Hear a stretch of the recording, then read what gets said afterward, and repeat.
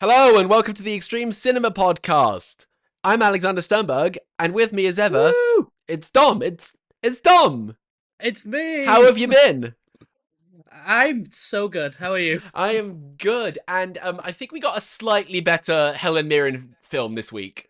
Oh, just a little bit on the Little other end of more it. well Well, done. Like in terms of like construction, Cook the Thief, His Wife, Her Lover, just slightly better than Caligula, would you say, Dom? just a little bit. I mean, Caligula's not horrific, but this is an actual incredible I'm film. So, so fucking jealous, right? Because Dom, for some reason, hadn't seen this until like what, 2 days oh, ago? oh, one day One ago. day ago. So, I watched it yesterday morning for this, which is insane. Because it's such an iconic movie. You've been talking about me, telling me to watch this for what, like 6 years Oh or no, I something like the now. entire time Like I've known you, I definitely saw this before I met you. Like this was my fourth Oh wow. rewatch. Well, that's 9 years then, Stan. Is it? Oh, don't even say that. But like, yeah, 9 years. Uh, I mean, I think this is. I put it in the little teaser I put out. I think this is one of the best British movies ever made. Do you? Oh, Wow. masterpiece. Absolute fucking masterpiece. I mean, my reaction, it's the first note I put down in this. And, we love our weird comparisons on the Extreme Cinema podcast. And this was my Oh yes, first we do. thought on rewatching that this is like 2001 A Space Odyssey, Apocalypse Now levels of just using cinema to like the absolute maximum effect, I was gonna say, where on earth are you going with that one? But yeah, I get it. Like every aspect of filmmaking turned up to like such heights. It's like this film is like actively incredible, and like you could imagine like me probably 17 years old, turning on this and someone Yeah. really into like visuals and whatnot. Like that tends to be the main thing I look for in film is directing. Fuck. Oh. Like there's Are nothing like this. we gonna talk about color for 40 minutes? We are color, costume, sets, acting. I mean, this is directed by Peter Greenway, one of the best British filmmakers. Because even if everything he's done isn't brilliant, he is like such a unique director, and this was him doing his really, really extroverted style to like an insane How much degree. Greenway have you seen? Because I don't think I've seen a I've great seen like a deal. lot of his recent stuff. Man is still alive. I saw the Yeah, I saw the Oh, Eisenstein the film. Eisenstein film. I forgot about that. That was underrated. Yeah, yeah. That's like his last film as well, you know. Oh, I didn't even realize. So yeah, I've seen that, and I think I saw some stuff that came out just before it. Drowning by Numbers is really, really good. It's like this very weird comedy set in like middle of nowhere, like Dorset or something, about these women who like all drown their husbands in like the exact same Oh wow. circumstance. It's really funny. I think I've literally only seen the Eisenstein movie, so you will know so much more. Well, I first heard about him when he won the BAFTA Lifetime Achievement Award, and like I'd already been watching the BAFTAs for quite a few years at that point. I don't remember what year this was, and they got up and they go, Peter Greenaway, and I was like, who? And I think I left it for a bit, and then oh yeah, Greenaway did this thing, and I knew the thing I knew about this was everyone's costume changes color as they change room. That was like the only thing I knew going into it, Yes, yeah. and everyone's costume changes color when they change room. It's like genius. I didn't notice at first, you know, because I'd never looked up a I was thing gonna because I was ask you, like, when did you clock it? Because I think it only becomes obvious when they go into the bathroom and it's white. It goes from red to white. I think that's when it becomes. yeah, and clocked it then, and then walking about 40 odd minutes in, I think it was, where they're going from the dining room back into the kitchen, and it clearly goes from red to green like instantly, and you're like, wait, what? Like this has happened more than once now.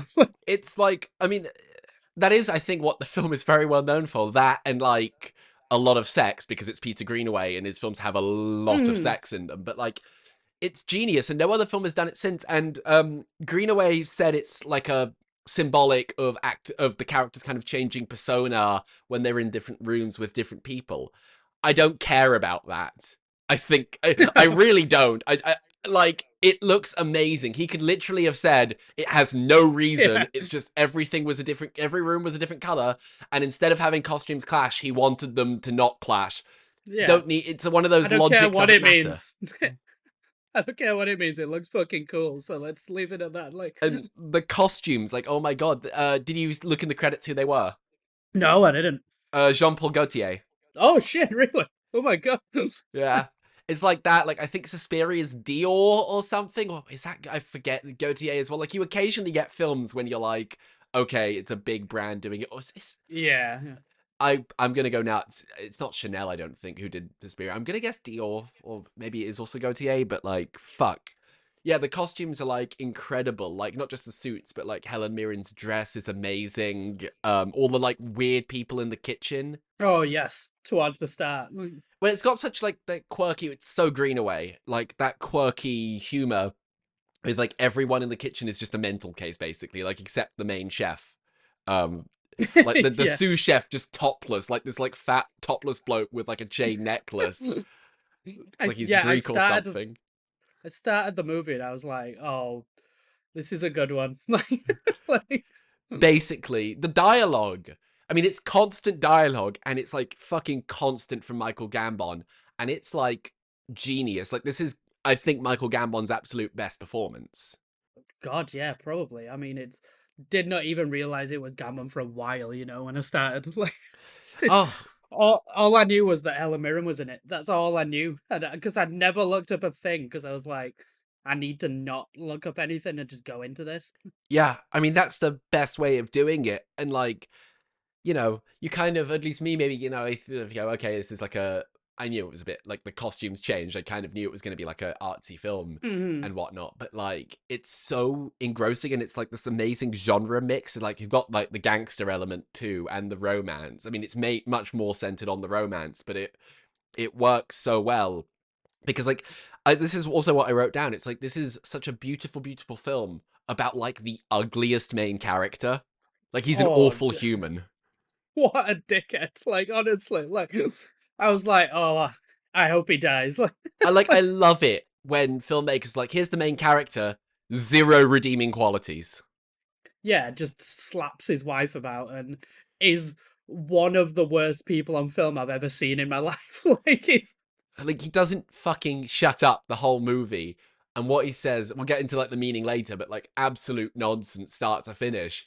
But it's so well done, not just with Gambon's acting, but like the exact script and everything, and the interplay between him, his wife, the cook, her lover. Do you get it, everyone? Like, it's so engrossing. Like, what? it just like you just sit there and you just like you are like in this world. Like I think the second they go from like the outside, I mean this is like the second or third film we've done that starts with someone urinating. The second you go from like outside to the kitchen, you're just like fucking hooked. Yes, yeah, straight away. And it's one shot as well, isn't it? I It's think it was. oh, the takes are like genius, or like when it's going from the green kitchen that goes to the red thing and you walk through the door. I mean, there was a cut, To the Red Room? obviously. The red room. Lynch Not the Lynch you, son of a special anymore. bitch. But like, there's obviously a cut because they've all changed costume, but like, it's like incredible. And this is one of my favorite scores of all time as well. It's incredible. Michael Neyman's score. Yes, yeah.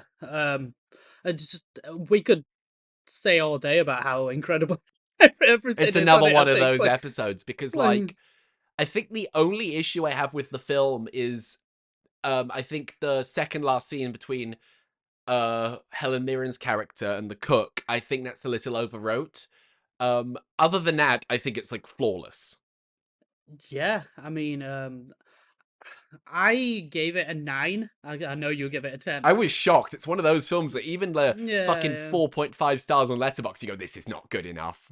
yeah. Sorry, it's only 4.5. Like, like, I couldn't even tell you why, probably, because I did adore so much of it. But it just didn't quite kick over into that 10 for me. It's fair. I mean, it's such a film fan's film, isn't it?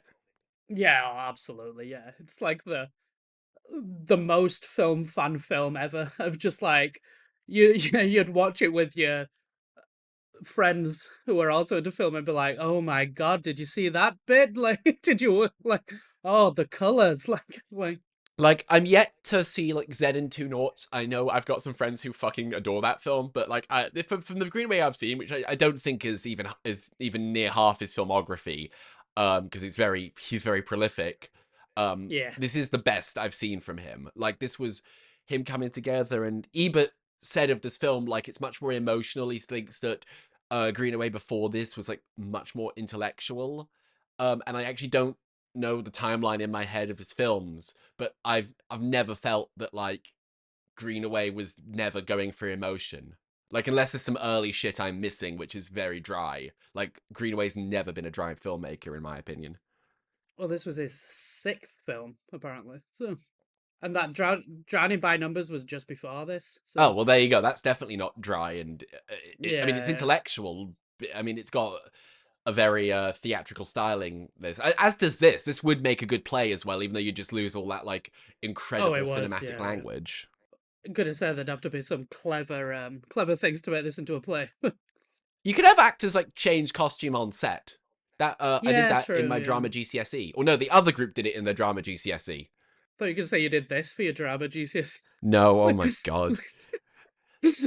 We uh we were given, right, Dennis Kelly's DNA to do, and I like Dennis Kelly did fucking Utopia, the show, and that's a genius show. And we all read Oh it, and we came yes. back the next day, and we were just like to our teacher, "We're not doing this." It was like the worst example of Really? an adult writing a teenage thing ever, and clearly our teacher did not want to go and, change all the plans she's made, but we begged her. We were like, "No, please." We've not talked about much plot yet, I guess, in the in this. Well, there isn't much. I mean, okay, there is. Hmm. Helen There's Mirren. there's 2 hours of plot, but it's There's 2 hours of fucking Gambon not shutting up. yeah. 2 hours of Gabon just talking about shit that he has no idea about. Well, yeah, I mean, what do you say about the plot, really? It's very, if you just said it out loud, unhappy wife, bad husband, Yeah, affair with someone she matches way better with, jealous husband kills person, and then, leave out the ending, you'd have, like, the most yeah. standard plot ever made. Do you think it's a romantic film? Yeah, definitely. Mm. Definitely. It's definitely very sensual, not just with all the sex, but, which, like, it's half an hour of the film, because I found out they It released, is a good bit. for Blockbusters in America, like video rental, they did an R-rated cut for video rental in America. It's 90 Oh, something minutes. oh my lord! Good to say about that's horrible. That, you're gonna be like, what is happening? But it's How do you definitely, even do the scene in the bathroom if you don't have like? no. It's definitely romantic. It's definitely sensual. Like, the sex, even though, like, I mean, like, it's not that sexy watching people have sex when there's all these, like, dead chickens hanged up everywhere, but he No, does it in the no. most visually appealing way you could possibly do. Oh yeah, it still does it in a good way, and Helen Mirren on top form. So Helen, this is one of her best performances. The thing is, I was thinking, what do I think is Helen Mirren's best performance? I genuinely couldn't say, because she's, like, such a genius and so iconic. well, yeah, It ain't Caligula, but, it's not Caligula. That's not her fault though. no, but, she's on absolute top form here, and it made me think about the Michael Parkinson interview that went very viral, which I'm assuming you've seen. Yes, yeah, I Um, have. which, for those of you who don't know, he said, like, very sheepishly, in that very British way, implied, like, your films have a lot of nudity. What do you think about that? Or plays, even, because this is from, like, 75, like, a lot of nudity. Yeah, What do you think about that? And she was like, what a boring question. And in yeah. Helen Mirren fashion, she called him a sexist old fart afterward. Yeah, she's so good. She's so fucking cool. And she's on top form, like, such a subtle performance, like, a lot of visual acting, because very few people. She gets a big monologue, like, later on, once she gets the book depository. But here, and her lover, that's very wordless, because fucking Gambon is the one talking all the time. Like, it's part of, Yeah. like, she like this pseudo intellectual versus this actual smart person who reads and is quiet. Like she's attracted to the silence, and it has that weird like Pedro Almodovar-esque bit where she's like, "Oh, I watched the movie, and the first half an hour the main character didn't speak." It was so clever. It's kind of a bit of a joke, that line, and I love it. Yeah, I love that. I love his. I mean, it's so non-subtle. Like he storming out of the restaurant and throwing the guy's bucks everywhere and stuff like this. Greenaway, subtlety. I mean, he is, but like What? also like Greenaway. That's the thing. He is subtle as well, but he's so unsubtle at the same time. It's like it is like Space Odyssey almost in that. Like that, I think that might be a good way of saying why I think it's using cinema to like maximum. Because I would also say that about Apocalypse Now as well. That it's really subtle, but Yeah, yeah. also it's a fucking everything's at 11 in that film. It is the same with this. But speaking of actors, Ian Jury cameo. Ian Jury cameo. It's amazing, and he's good. He is good. Yeah, yeah. The first time I saw it and his name popped up in the credits, I was like, holy fuck. And he's got long hair in it, which I don't think I've ever seen it with long Just a hair before. random gangster, and I was like, did not even realize for ages it was him as well. And then I was like, is that like Ian Dury? Such clever casting. I feel like his music kind of would work well in this. It like works well. Like it's not a surprise. It's not like how fucking random. No, Like it's not something this like. like edgy, for lack of a better word, because this was a. I mean, to call it Oh, mainstream is wrong, but this was a popular fucking film, and people was like not scandalized in a way that it was like banned as sick filth because it's obviously too good for it, but like your audience who went to see this had not, barely seen that much sex in a film. I'm sure there are a few examples of films that were this sexual, but especially in America, yeah. they were bothered by the sex. But the cannibalism at the end, like I think Kermode or someone else said at one point, like he took cannibalism out of like the grungy exploitation films and put it in the art house for this. Yeah, that's true. The cannibalism at the end is very. Well, it's why Like, it's on this. It's literally why it's on this show. So thank you, ah, Peter Greenaway. you're for doing a bit of cannibalism for us, like, so we can talk about it. Like, And it's such an amazing scene, that ending, like when I mean she's in like the but best just like shoots kind him. of like Oh, villain costume ever, even though she's absolutely not the villain, and shoots him dead and is like cannibal, and it just the curtain shuts and you're like, ending, what a fucking ending. Everyone go watch this film. Oh my god. yes. Can I talk about Tim Roth in this film as well? I forgot, this is like, is it his first performance? Maybe. I love him, but he's such a little like shit in it. It's so like He- he's so like, he's a little rat like in this film. yeah, he's such a rat. What's his name, No, not Mitch?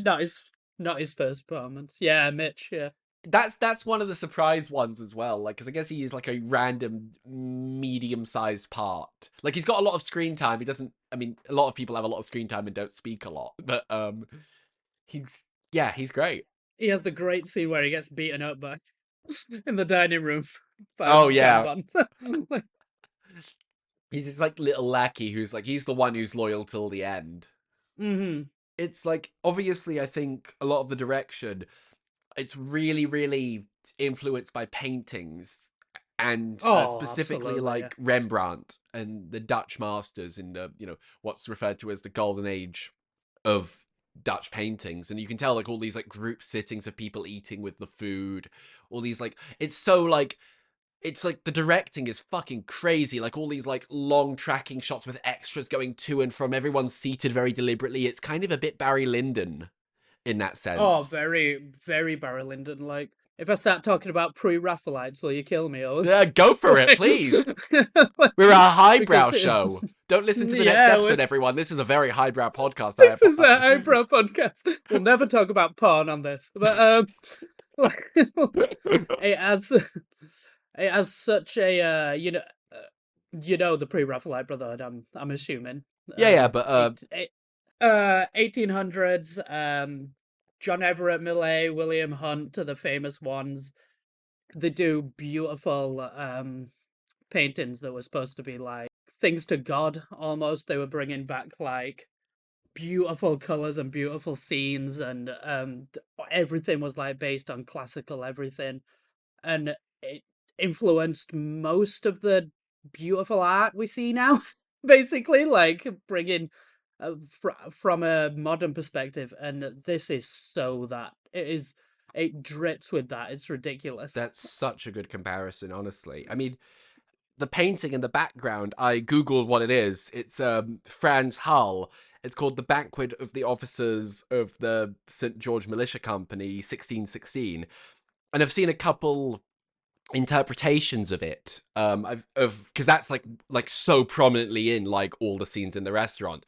I've seen an interpretation of it that this is like meant to represent the obscene consumption that they're having, and I've seen an interpretation that it's like ironic and it's like Albert and the gangsters, they think this is what they They are. think that's them. Yeah, that's the thing. Cause you, I say it drips with pre-Raphaelite, but pre-Raphaelites were so like good boys who like wanted to praise God and were like all of it was elegance and beauty, and then juxtaposed against what we have actually seen in this film of the main character, and like, oh my god, like It's true. Well, yeah, beautiful film about ugly film, and when there is violence, which is it's not uncommon in the film, but most of the runtime is not violent. It's horrific. Like the way oh he yes, kills her lover by force choking him on his feeding in books, pages. Yeah, yeah.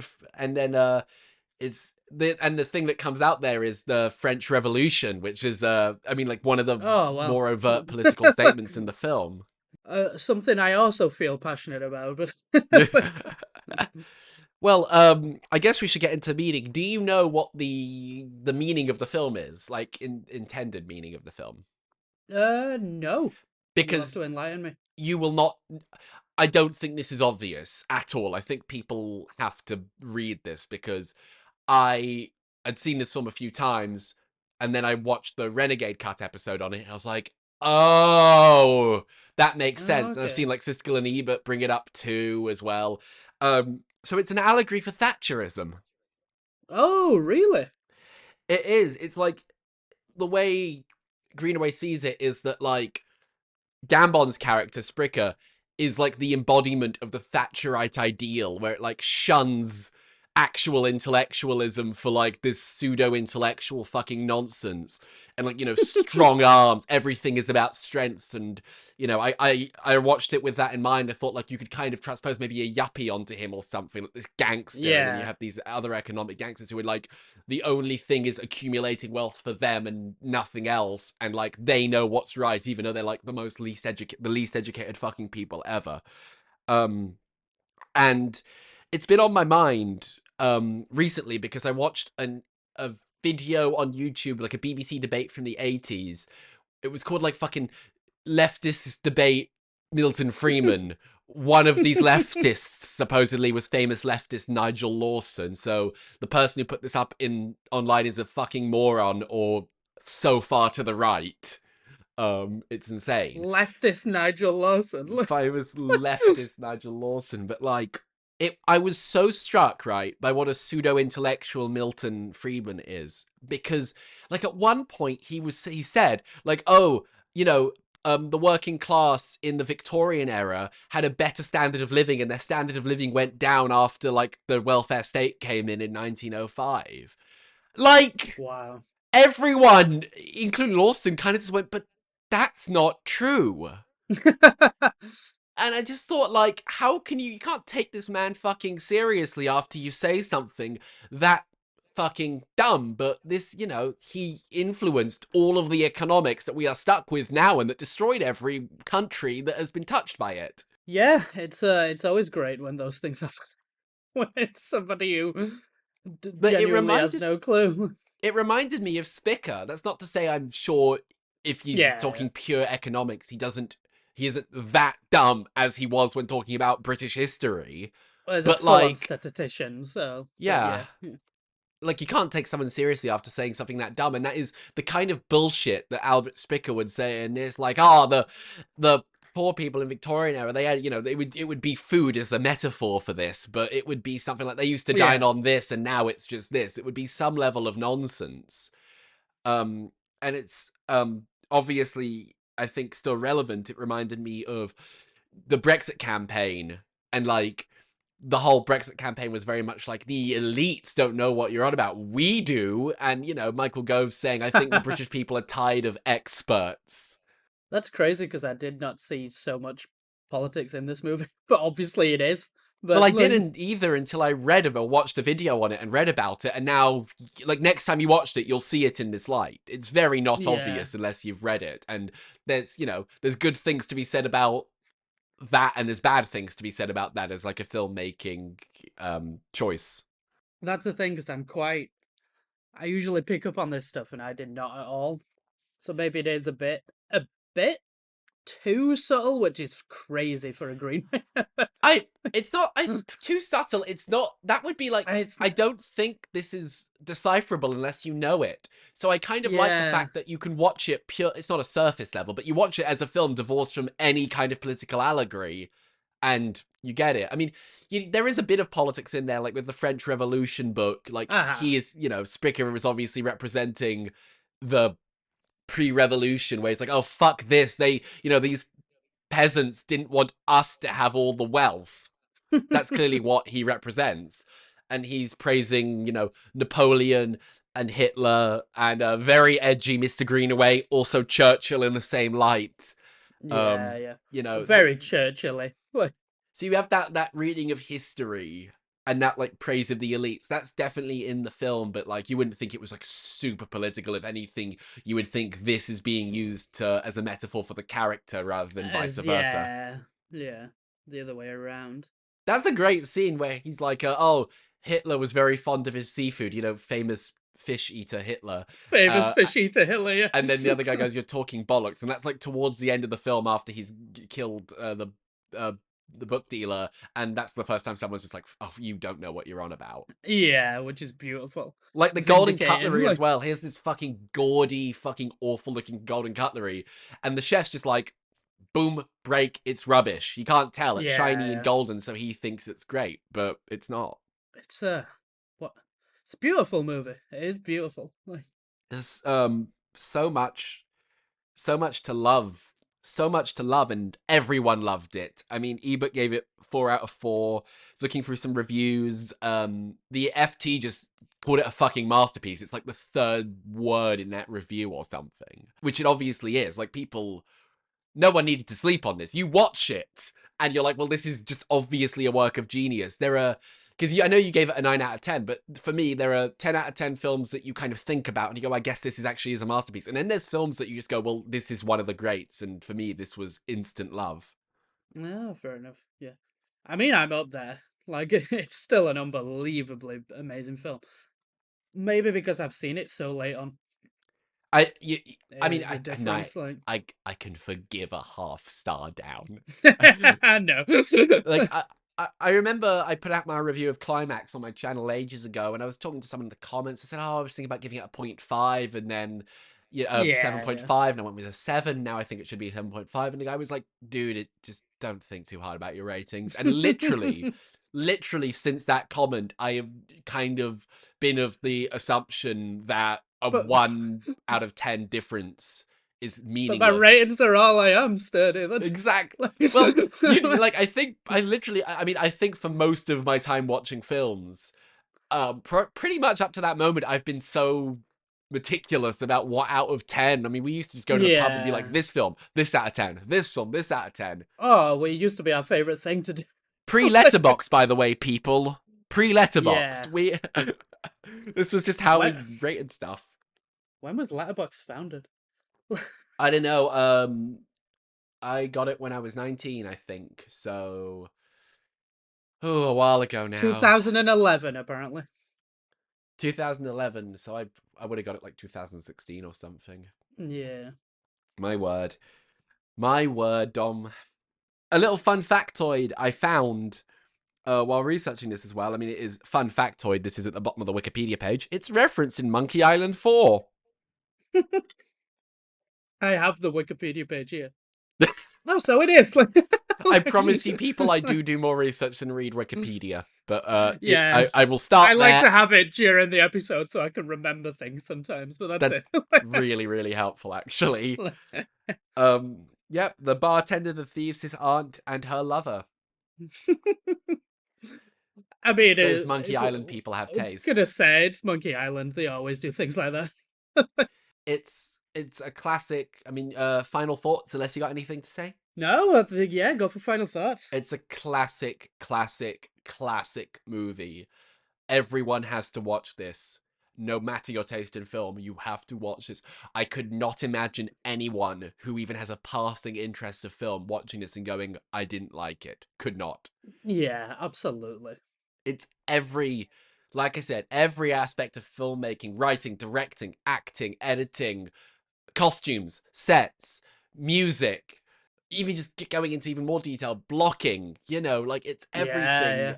as the most filmy you could possibly think. And I really stand by the comparison I made at the start of the episode between 2001: A Space Odyssey and this.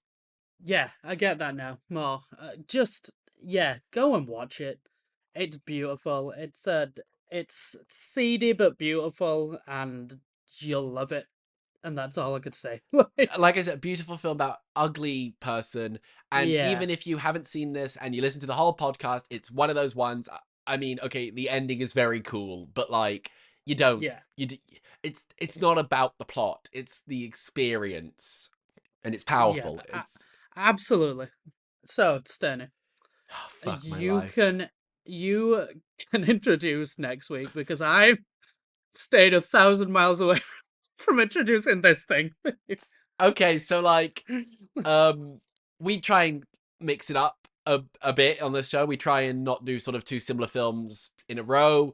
We try and we get a bit of a balance of kind of content and what they're thought, like, what they're thought of. We try and do our highbrow dramas, our exploitation, our so bad it's good. You get them all. So you're all familiar with the guinea pig films, right? Because we're doing. I've always heard it as Guinea Pig 6, but I've seen it as Guinea Pig 5 in doing a bit of cursory research. Neither Dom and I Uh, have seen any one of these films. These are the nastiest of. Okay, maybe not, because Japanese films can get fucking oh No, you know yeah, what? These probably are the nastiest. Some of the nastiest ones coming out of Japan. We're doing Guinea Pig 6, Mermaid in a Manhole. We picked that one because people actually like this one. I think no, I mean people what it has its cult fans, but this is the one that people go actual movie yeah, um yeah, to. Never seen any of them. I might try and watch one for comparison as well. Just not one, a different one, maybe one, who knows? But I think yeah, two, yeah, because two is meant to be the second best. So it's like the polar opposite movie, and I hope you like this podcast because next week, Guinea Pig 6, Mermaid in a Manhole. it's gonna get brutal. That's a It's that's all we'll say. honestly, I'm hyped for this season. We have such a good lineup, and I wish I could Oh tell you yes. that next week's is the weirdest thing we're gonna watch, but it isn't. Oh, be prepared for the rest, people. Be prepared for the rest. That is next time on the Extreme Cinema Podcast. Thank you very much for listening, and Thank you. take care. Bye.